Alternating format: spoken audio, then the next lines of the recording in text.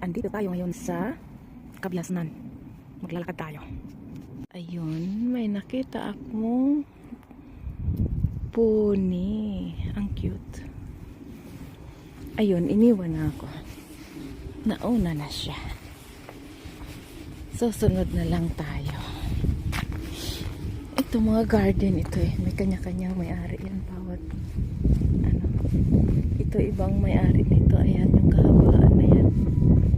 Ayan. Umpisa na silang magtanim guys. Kasi tapos na ang winter. At dito malawak na. Ano, mga nuts ito eh. Walnuts.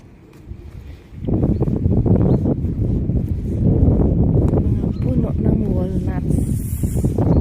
Ayun, ang dami.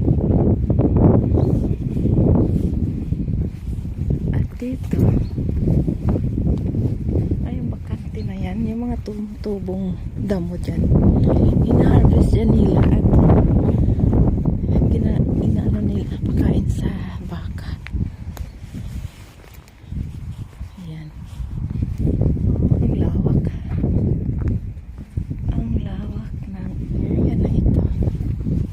Ayan guys, kita pati anino ko kasi matarik ang araw. Ayun, doon ang lawak ng taniman.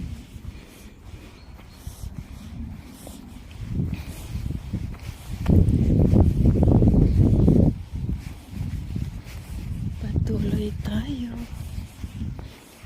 They cut the tree ayun, pinaputol nila sa atin yan, kinabangan pa yan, panggatong magsaing.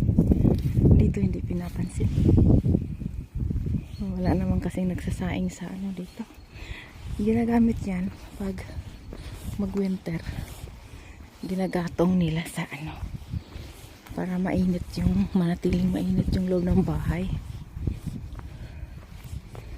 Ayun talagang kinakat nila, ang ganda.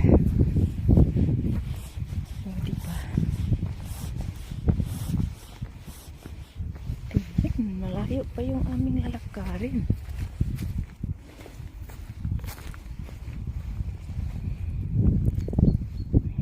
Yan lang guys. Thank you for watching. Bye.